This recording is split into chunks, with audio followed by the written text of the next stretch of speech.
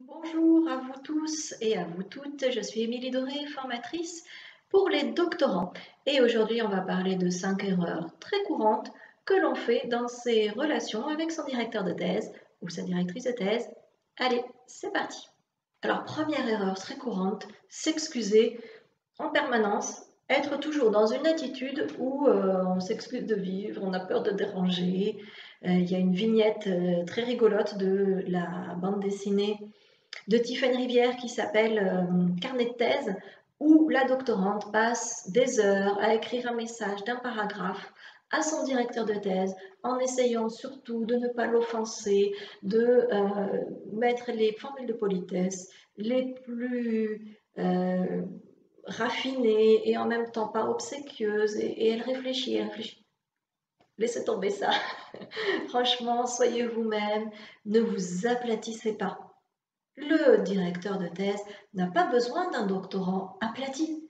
Il veut avoir en face de lui une personne affirmée. C'est tellement plus facile pour les relations courtoises, mais affirmées. Donc vous vous excusez quand vous avez commis une faute, une erreur, une faute sociale ou quelque chose vraiment de pas correct.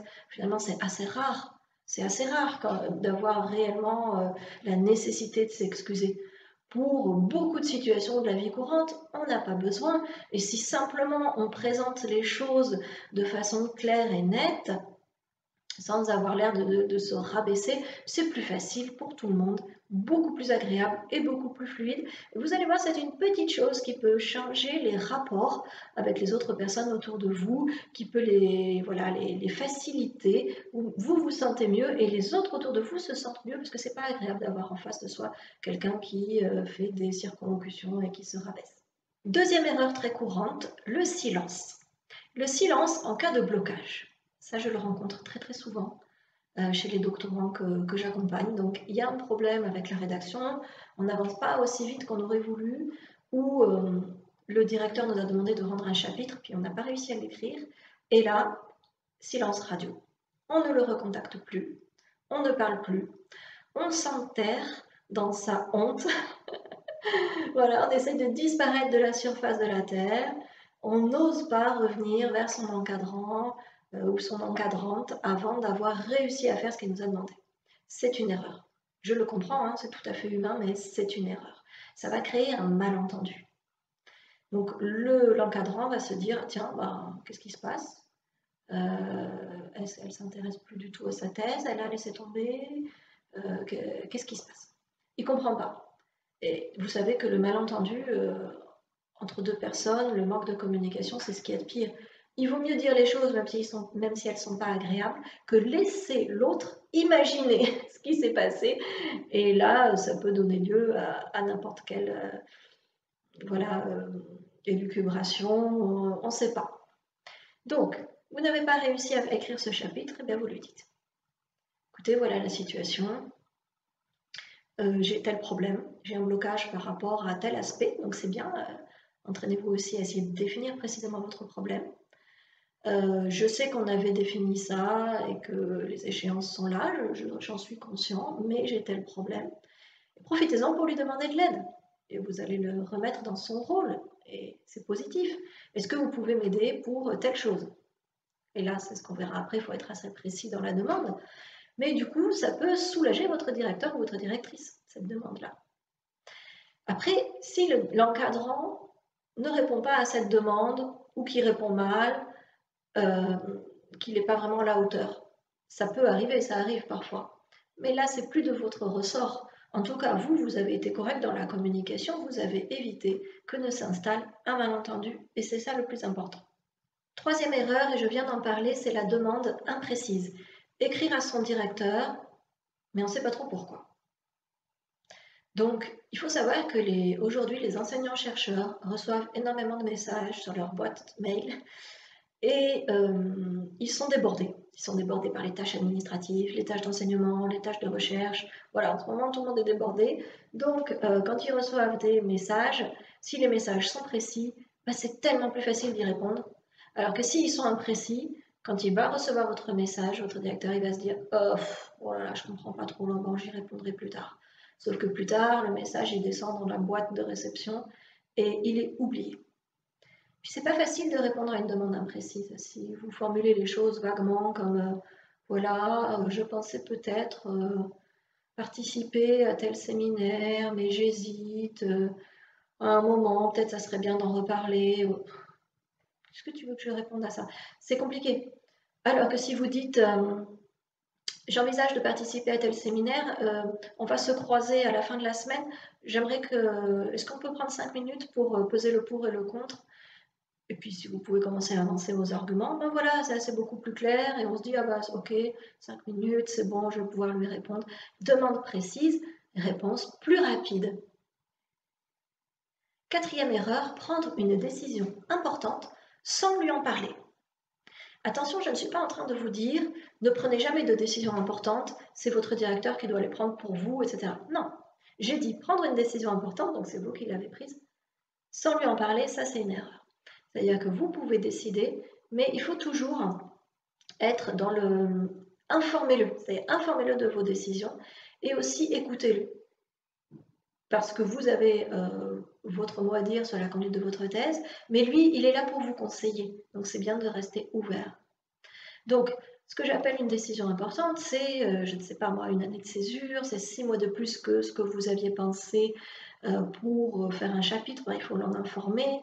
C'est aller voir, par exemple, aller demander à un autre professeur son avis sur une partie de votre thèse, avis qui pourrait être impactant quand même.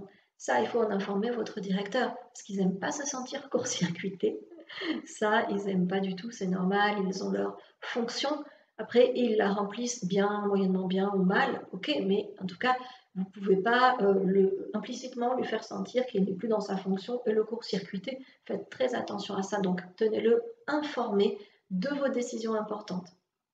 Et écoutez-le, écoutez ce qu'il a à vous dire. Cinquième erreur, à l'inverse, ça serait très embêtant que vous ne fassiez preuve d'aucune autonomie et voilà, d'aucune force de décision. Ça serait très gênant. On attend de vous, en tant que doctorant, une autonomie certaine. Donc vous ne devez pas lui demander son avis pour tout et n'importe quoi. Alors après, ça varie extrêmement selon les encadrants et selon les disciplines. Donc là, c'est à vous d'observer et de comprendre un peu quelles sont les normes tacites. Dans certaines disciplines, par exemple, ça ne pose aucun problème d'aller écrire un article pour une revue scientifique sans en informer son directeur. Le directeur n'a pas forcément envie d'être informé de tout ce que vous faites, donc il faut y aller, il faut prendre la décision, il faut que vous fassiez les choses vous-même.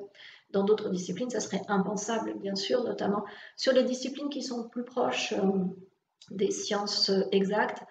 Bien entendu, en général, on écrit les articles avec son encadrant ou en collaboration ou en accord avec son encadrant.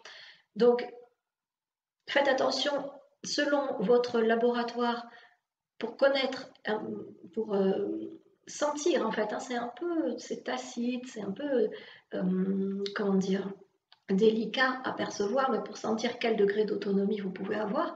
Mais en tout cas, à partir du moment où vous l'avez perçue, cette autonomie, il faut que vous l'occupiez complètement. Il faut vraiment que vous la preniez. Vous êtes là pour devenir un chercheur, une chercheuse autonome. Plus vous montrerez de l'autonomie, de l'initiative, plus votre encadrant sera à l'aise avec vous. Si vous communiquez bien, encore une fois, si vous le tenez, informez-vous, prenez les décisions, mais si c'est des grosses décisions, tenez-le informé. Voilà, vous avez écrit un article pour une revue, vous l'avez, si vous êtes dans une discipline comme la socio, l'anthropo, vous ne l'avez pas forcément prévenu en amont, mais au moins quand vous avez reçu la réponse du comité de lecture, écrivez un mot à votre encadrant, ça lui fera plaisir. Écoutez, j'ai une bonne nouvelle, j'ai été prise dans cette revue. Voilà. Donc maintenez quand même la communication. Vous avez vu que c'est un équilibre délicat. Mes conseils, ça oscille entre soyez autonome, mais en même temps, maintenez le lien, maintenez la communication. Mais en fait, c'est ça le secret. C'est trouver cet équilibre-là. Rester dans le respect de son directeur, donc dans le respect de sa fonction, comprendre ce qui pourrait le délégitimer et absolument éviter ça, donc respecter sa fonction, et en même temps, vous, allez vers l'émancipation, allez vers l'autonomie, c'est important. Donc, informer le plus possible, tout en gardant une marge d'action, mais informer et écouter. Écoutez les besoins de l'autre, écoutez les vôtres, bien entendu. Hein. Ne sacrifiez pas vos besoins aux besoins de l'autre, mais essayez de trouver l'équilibre pour prendre en considération les besoins de l'interlocuteur et les vôtres. Et voilà, je vous souhaite bon courage dans cette recherche d'équilibre. En tout cas, si vous ne laissez pas s'installer de longues plages de silence et de malentendus, je pense que c'est ça le plus important, qu'à ce moment-là, ça va beaucoup mieux se passer. À bientôt!